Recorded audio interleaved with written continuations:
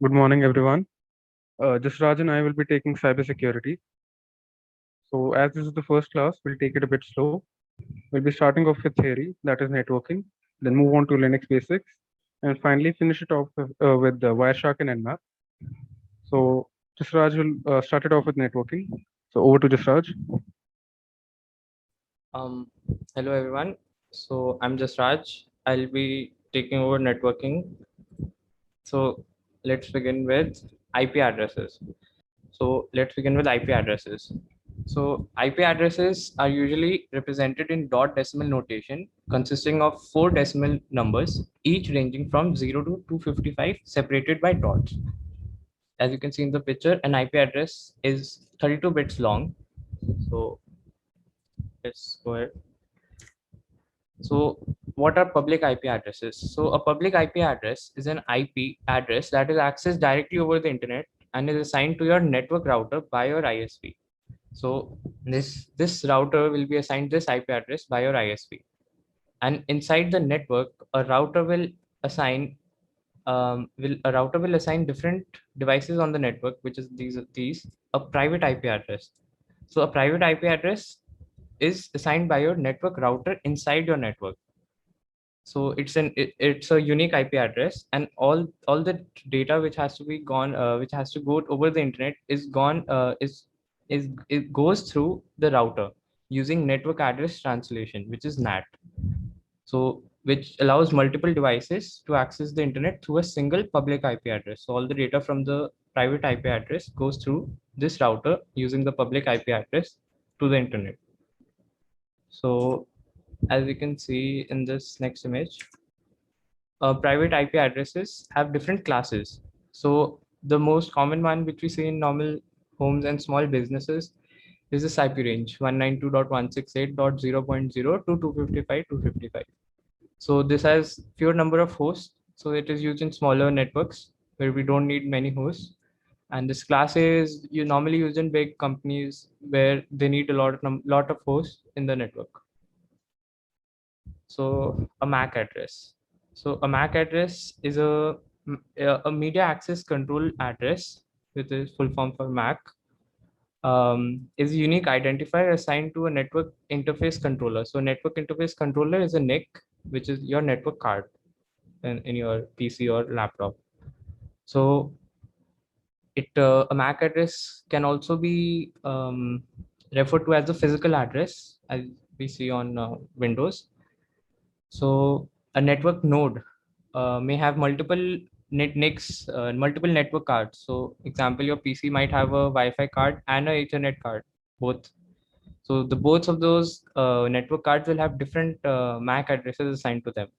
So it is divided into two parts. The first part is this three digits. The first part is the organizational unique identifier. So this is fixed. So it is not changed. It is assigned to different vendors, and it's a fix. So we can identify different MAC addresses. So I'll just show you a quick lookup. So I have my this MAC address. Um, so I have this MAC address over here. So this MAC address is my virtual machine's MAC address. So I'll just show you how I got this as well. So as you can see, I did if config here in the command line, which is by over here. So I can just do it again. So here we got this is my network card H0, and this is my MAC address over here. So so if I want to look up which vendor it is of, like, for now I know it's from VMware. So I'll just copy this. I'll go to my MAC address lookup. I'll just show you how I found that MAC address lookup. I'll Google it. The first link I get, I open it.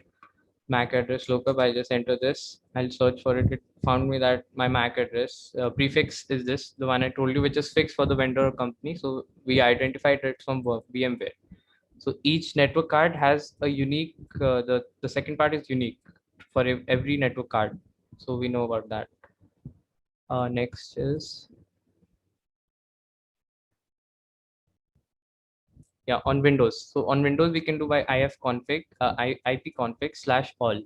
So as you can see in this photo, the person did ifconfig/all. So for the network Ethernet adapter, this is the physical address over here. So here we can find the physical address. Like, don't get confused between different adapters. Since you installed virtual machines, also there'll be many other adapters as well. So you need to find the one which is usually connected to the internet. So if you're on a laptop, it may be VLAN or something like that. And on ifconfig, I showed you on Kali Linux right now. So TCP and UDP. So TCP and UDP are protocols, and TCP is a connection-oriented protocol, whereas UDP is a connectionless protocol. So the speed of TCP is slower while the UDP is faster. So that's why over websites which need reliability, TCP is used. But for streaming services, UDP is mostly used because it needs because it's faster, and it does not need that much reliability, as it's sending lots of data at faster speeds. So TCP might resend the data if there's some packet loss or there's some error in the packets it's sending. So I'll tell you about the three-way handshake. So this is a client, this is a server. So a client will send a SYN packet to the server. So it basically asking the server that, can I connect to you? Okay, so this is how the TCP is working, because TCP uses these handshakes, but UDP does not. That's why TCP is very reliable. So TCP will send this client will send a SYN packet to the server asking, like, I want to establish a connection to you. So the server will say, okay, you can connect to me by sending a SYN packet, SYN acknowledge packet. So it's sending, okay, you can connect to me. Now the client will say, okay, like, I've got the like, I know that you're there, so I'll just connect to you, so send the acknowledge packet back to the server. So then the connection is established. So basically this was like the SYN, how it works. So basically we'll be using Nmap and other tools in a later stage to find ports, open ports on devices or something like that. So you need to know how the Nmap scan works. So basically Nmap will send the SYN packet, and then the server will send the SYN packet. That's how we know that this port is open, like that. So let's go over ports. What are ports? So a port is a virtual point where network connections start and end. Most ports are reserved for certain protocols. For example, HTTP messages go over port 80. So the websites and all, which all go over port 80. While IP addresses enable messages to go from to and fro from specific devices, port numbers allow targeting of specific services or applications within those devices. So specific applications, for example, a website will use port 80 to transfer content, and then, for example, FTP for file transfer, you'll use the port 21. So Telnet port 23, 25 for SMTP, which is for mail services. Port 53 is for domain name service. So this is DNS. So this is UDP protocol, not TCP. So I hope all of you have installed Kali. All right. So in Kali Linux, we work in directories, right? So anytime you are in Kali Linux, you're in a certain directory. So in order to see which directory you're in, you'll do PWD, which stands for present working directory. So if I do PWD, I can see that I'm in the home/Kali directory, which is the default directory. So again, PWD returns the name of the directory you're in. Now, obviously, a directory will have subdirectories and other items. In order to list all those subdirectories and items, I'll do ls. So in this directory, I have all these items, right? The blue ones are subdirectories, and this is a file, right? So again, ls displays all the items in a particular subdirectory. Now, let's say I want to go into a particular directory. Let's say I want to go into music, right? So I'll do cd, then music. CD stands for change directory. So change directory to music. Now I am in the music directory. When I do pwd again, you can see the directory has changed to music. Now let's say I want to add a directory, right? So let's say I want to add a directory. All right. So let's say I want to add a directory in this particular directory. So I'm in music. Let's do ls and see the items in. Yeah, let's see all the items in music. I'll do ls. So it returns nothing because music is currently empty. So I'll add another directory in music. So for that, I'll use the mkdir command. So mkdir stands for make directory, right? So I'm making a directory. So mkdir. So mkdir, let's say test, right? Now when I do ls again, I have a test directory over here. So let's say I want to remove this directory, I'll do rmdir. So remove directory, and then the name of the directory you want to remove. When I do ls again, the directory is no longer there. Let's say I want to go back to the Kali directory, right? So I'm in the music directory. I would like to go back to the previous directory. So change directory followed by two dots. This will take you back to the previous directory. So if I do cd dot dot and I do pwd again, you can see I'm in the home Kali directory again. Let's make a directory here. Let's call it test.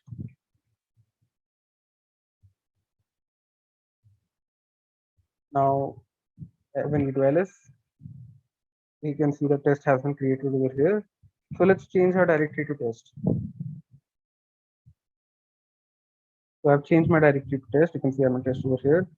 When I do ls, it returns absolutely nothing because it's a newly created directory and hence it is empty. So let's add a new file here. So far we've added and created and removed directories, but we haven't added a file itself. So the command which is used to add a file. So let's say touch. So touch, and then the name of the file you want. Touch can create anything from a txt file to a zip file. So let's start off with a txt file, right, which you would open in the notepad. So let's say testing.txt. The touch is used to create a file and followed by the name of the file. The touch testing.txt will create a file called testing.txt. If I do ls again, listing all the items in this, I can see testing.txt has been created. Let's create another one. Practice. Test dot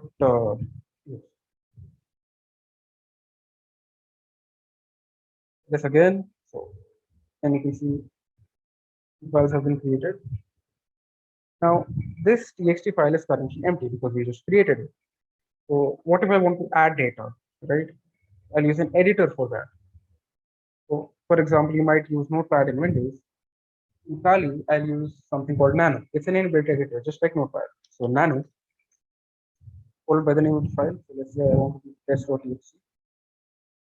Nano test.txt has opened up this window. There's nothing in this window because it's empty. It's a newly created file. Let's say I type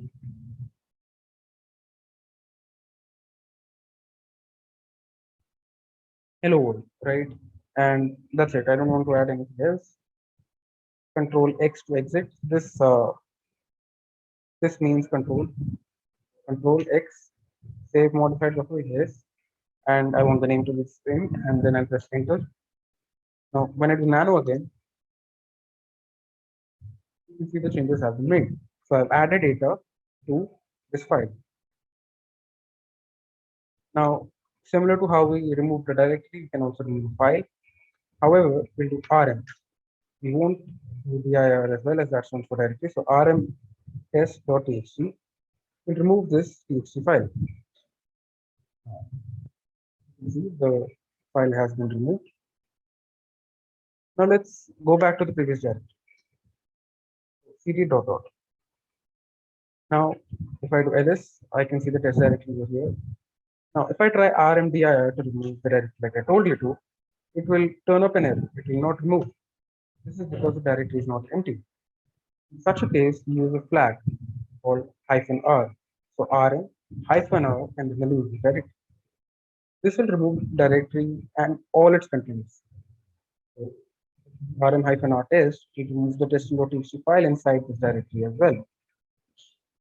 When I do ls again, you can see there is no test directory now. So far we've covered all the basic commands. right? Now, what if you want to install something? What if you want to update your Kali machine, right? What you would do is apt get update. Now, apt get update updates your system just like a Windows update, right? When you type apt get update, it will update your virtual machine. If I press enter, you can see the permission has been denied. Now, in Windows, you might need to run as administrator sometimes. You need elevated access. Similarly, in Linux, you need access with sudo. Sudo is like administrator. It will give you higher privilege escalation. So sudo and then apt get update.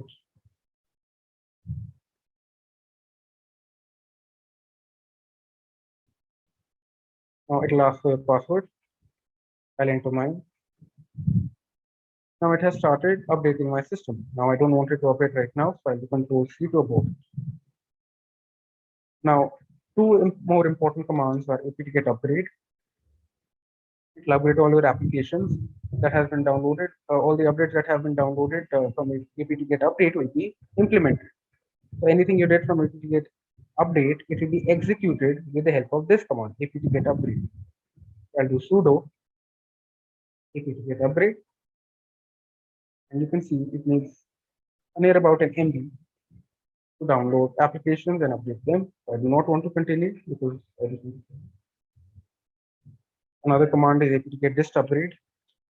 Again, I didn't do sudo. So these three commands are used to update your virtual machine. You should do them about once a week and keep your machine updated. Now, what if I want to be sudo every time? I don't want to have to type this command every time I have to an update or anything other than an update too. So let's say I want to become a super user, which means I want to become an administrator. I'll do sudo su. Su stands for super user. Make it into an administrator. Sudo su. Now I can do apt get update without the sudo command because I'm already root. I'm already administrator. All right, so that was sudo su. Now, when you run an update, sometimes it returns errors and such as your dependency is not installed and other errors that you can't find the solution to. So for that, you'll have to install an application. Now this is new. We didn't cover this in the previous procedure. So I wanted to go into Firefox, right, or whatever your browser is. Now the name of the application is Pimp My Kali.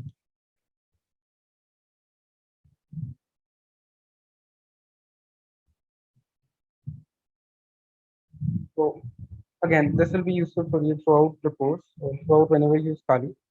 Whenever you install an application from GitHub, right? This is very important. Whenever you install an application from GitHub, it can be anything. It can be SQL map, any application. What you do, you go to code, HTTPS, you copy this code. After copying this, go back to your Kali machine, type the following command: git clone, and then the name of and then the link you copy. What this will do is it will install Pimp My Kali, this application, on your Linux machine. I won't do it right now. You can go ahead and press enter. It shouldn't take too long.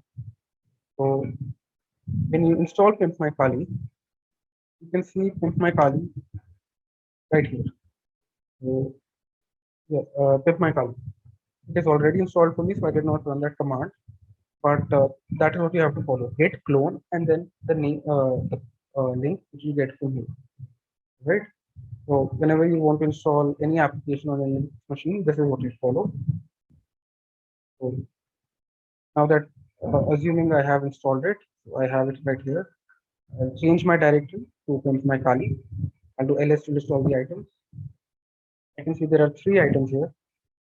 Now, in order to run this machine, application, I'll do bash pimpmykali.sh.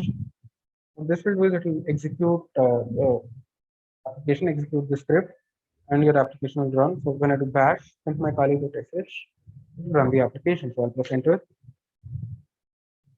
You can see the screen, right?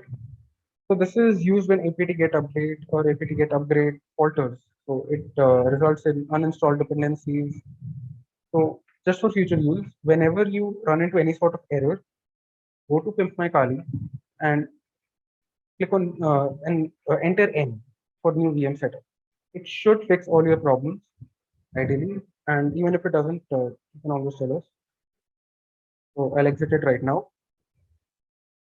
Now that was Unix basics. That was all the basics of Linux that we need to execute further commands. I will hand it over to Jasraj now. I'll start with 5 stages of ethical hacking. So there are basically 5 stages of ethical hacking. What we'll be doing in brief. So it's first stage is reconnaissance, then scanning part, then gaining access, then maintaining access, then clearing the tracks. So what we did today, okay.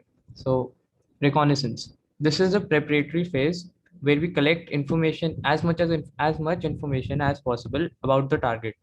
So this allows us to plan the attack. So basically, if it's a website, we will try to gain information from the website as much as possible.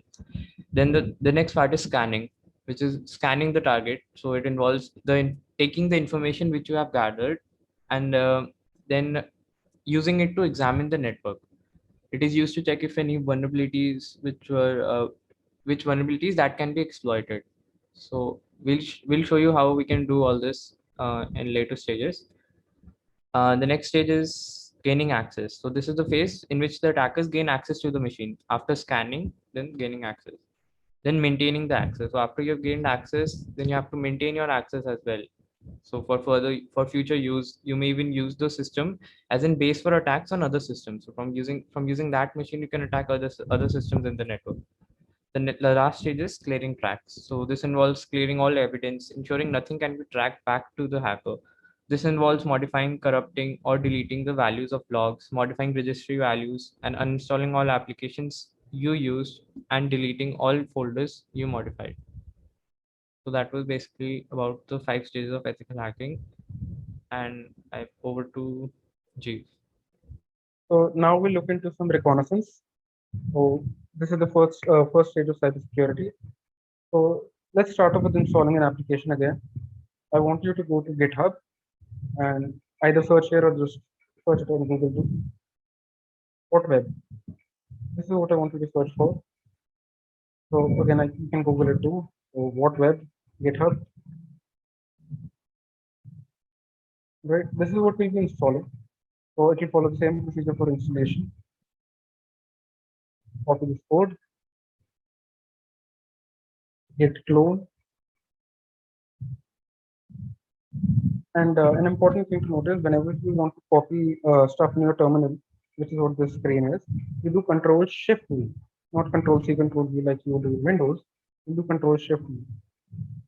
So on doing that, press enter and click install. I have already installed it, so I won't. Now, WhatWeb is a tool that gives information about the infrastructure of a website, the services used, and again, it is used to gather information about the target. So let's say I do WhatWeb, right? And then the name of the URL. So let's say Tesla.com.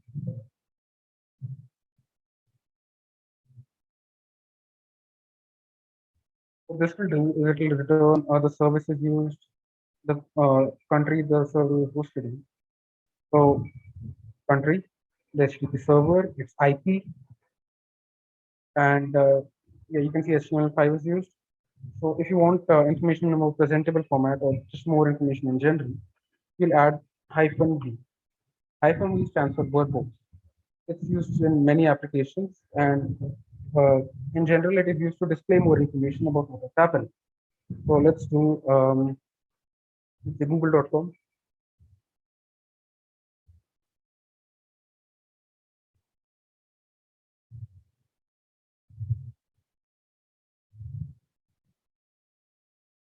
Then it is returning a lot of information. You can see the cookie here, you can see the IP, you can see HTML5 was used, you can see the HTTP server.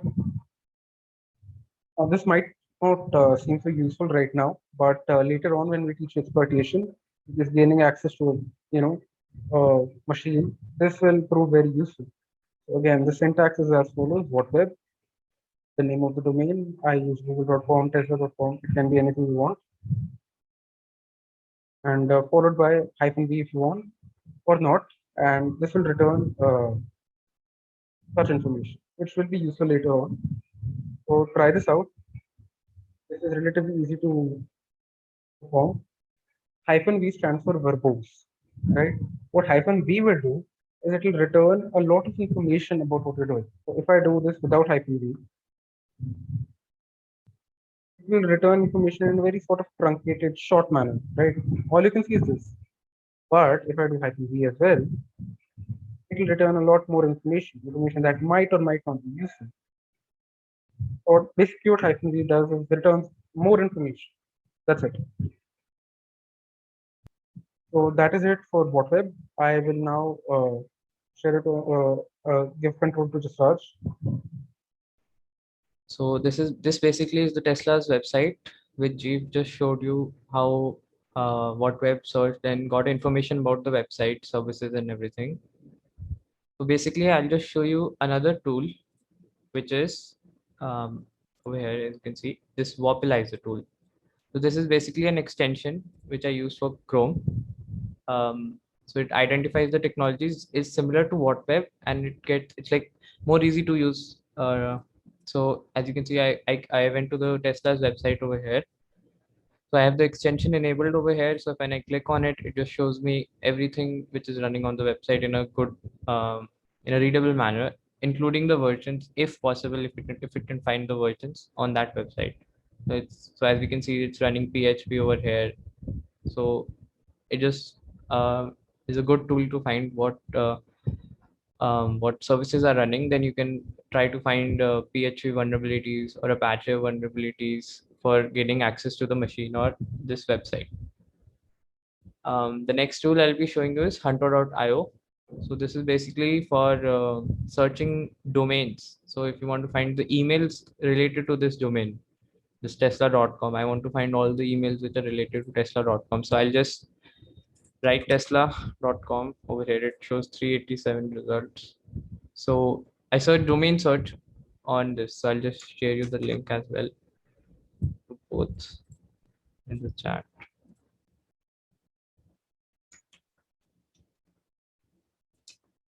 So this is hunter.io, and I'll share you the, wait a second. Mobilizer, I'll just show you the link. So both the links. So I searched tesla.com right here. I had to create an account, free account, to get those searches per day, as the without signing up, it doesn't let you search for too many results. So we searched tesla.com. We got information about the different emails it could find by scraping Tesla's website and other things. So as you can see, 10 sources over here. So it didn't only scrape Tesla's website, it scraped other websites as well, other blog posts or something like that, which suggests that this email is from tesla.com.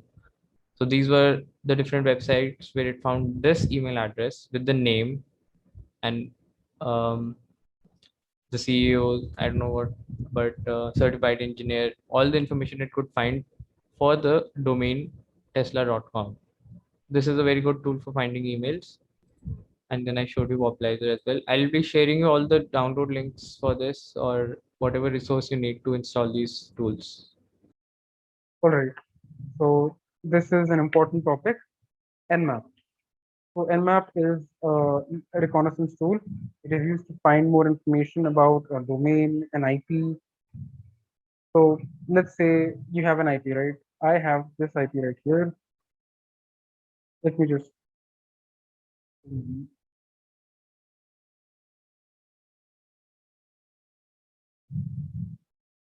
So here's the syntax. So Nmap, then your IP. So let's say this, and you press enter. So I'm waiting for the server to load. Just give it a minute. So by default, if you do nmap on your, let's say your Windows machine or anything on your home device, it won't return a lot of information, which is why I'm using a vulnerable machine here. All right. So this is the domain name. I'll just copy this. All right. So nmap, Control Shift V. Okay, did not copy.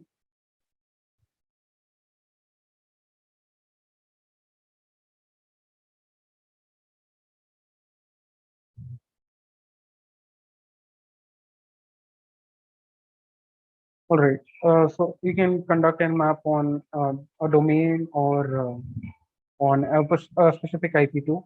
So I can do it on a domain too. So when I do nmap this domain, and again, I'll use a flag here because this takes a lot of time. So this is the first flag. So -T. This stands for, this will help you determine the speed of the scan. So it runs from 1 to 5. So you can either enter -T1, T2, T3, T4, or T5. So T1 is the slowest and T5 is the fastest. If I do -T5, it will be a very aggressive scan. It will do it very fast. So I will scan this domain right now. I'll press enter.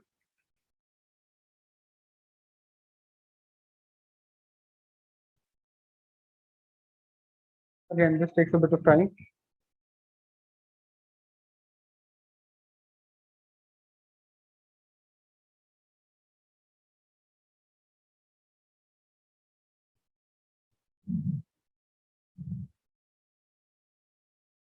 All right. So what this does is it will return the ports if they're open or closed and their services. So what the ports are affiliated to. So 21 is an FTP port, 22 is an SSH port. So on this particular IP, you can see there are 750 closed ports, 228 filtered ports. So there's a firewall over here, and these ports are completely closed. So it has displayed all the open ports. Now, why are open ports important? Why is this information important at all? This allows you to attack the machine, to exploit the machine. So if this port is open, it means I can exploit it using that port. So this machine that I'm scanning right now, it is known as Metasploitable 2. So I can gain access to Metasploitable 2 using any of these ports because they're open. I can, do anything I want because they're open. So that's why this information is important. The next command, let's try it with the IP address too. In order to find out the IP address of any domain, let's say google.com too, right? My bad.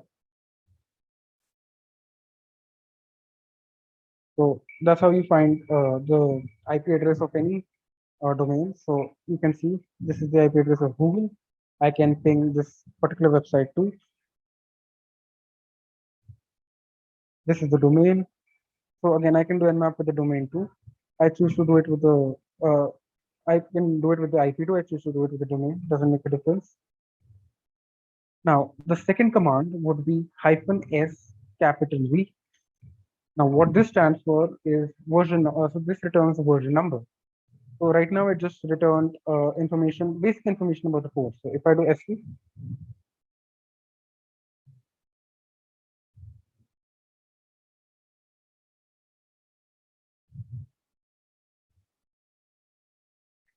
what it will do is give us more information about the services running on the port so we can exploit it better.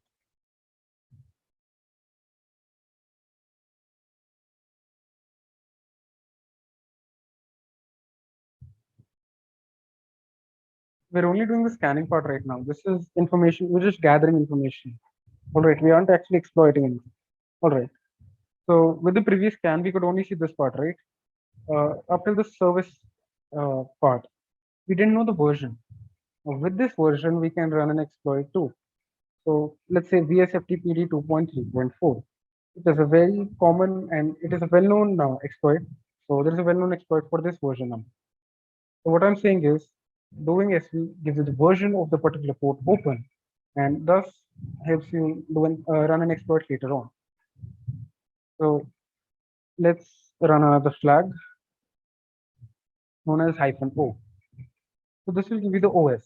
So whether it's Windows, it's Kali, it's Linux, anything, or Ubuntu, it'll give you the OS of your target.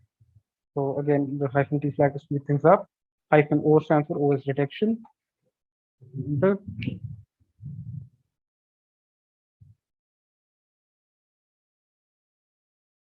So the command I ran, OS detection, right?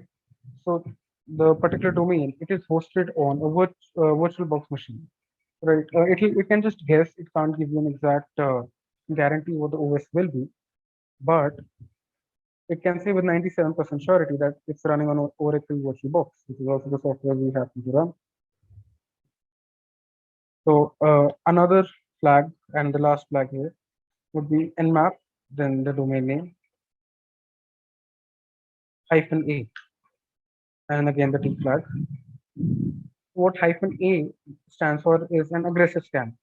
What it will do is it will return everything that we just did, but since it is returning everything, it will also take a lot more time. So I will skip this. You can run it on your own. Now let's say I want to find out information about a particular port. Let's say I want to find out information about the 21 port, right? So P -P 21. What this will do is it will return information about a particular port. So this last told you about all the ports, the common ports there are. You can try out any one of them, right? You can try out any of these. I'll start with 21. This is the most well-known port. All right. So you can see that the port is filtered. That means there's a firewall here. You cannot use it for an export. So again, using the -p flag, you can gain information about any particular port too. So that was it for Nmap. I will move on to Wireshark. Please assure you understand Nmap completely because it will tie into Wireshark. So Wireshark is something new. Wireshark is a network sniffing tool. I'll just enter. So Wireshark is used to capture information about the network. So anything happening on the network, let's say I have my phone connected to the network. So when you run Wireshark, you can capture information that my phone is relaying to the host or to the server. So let's say whenever you connect to a website, you send a request, right? So I'll just show it to you in action. So what I do is you go to Wireshark, H0, that is my network card, right? So now it has started capturing packets. So let's say I go here. This is a purposely vulnerable website, right? So you can see it shows the connection is not secure. It is an HTTP website, not HTTPS. What I'll do is I'll log in from this website.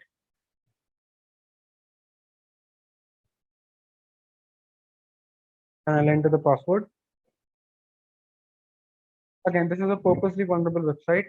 So when I press submit, then I'll stop capturing packets. What Wireshark is doing is it is capturing all the packets and sent to the website, right? You can see the protocols, TCP protocols, HTTP protocols, right? So in this case, the website I used was HTTP. So as the display filter, I'll do HTTP, all right? So it returns around, let's say 6 packets captured, right? Now, whenever you want to look for password and any information, you look for a post packet because that packet means that there is information stored by the website. So if the user has entered anything, it will be in a post packet. So always look for a post packet. This is this post packet. I'll open it, double click it. Now scroll all the way down and you can see that I can see the password as well as the email used. So let's say I use my smartphone, right? And it's running on the same network as my Kali machine, and I start capturing packets. So if my smartphone were to log into any vulnerable website, I can see the username and password used. So basically, what Wireshark is doing, it is capturing all the packets sent to and received from the website. Again, I'll repeat it, but so I'll do it on the specific website again. So I'll start capturing data now. I go to this website, I log out, right? Now I'll enter the password. So admin@google.com,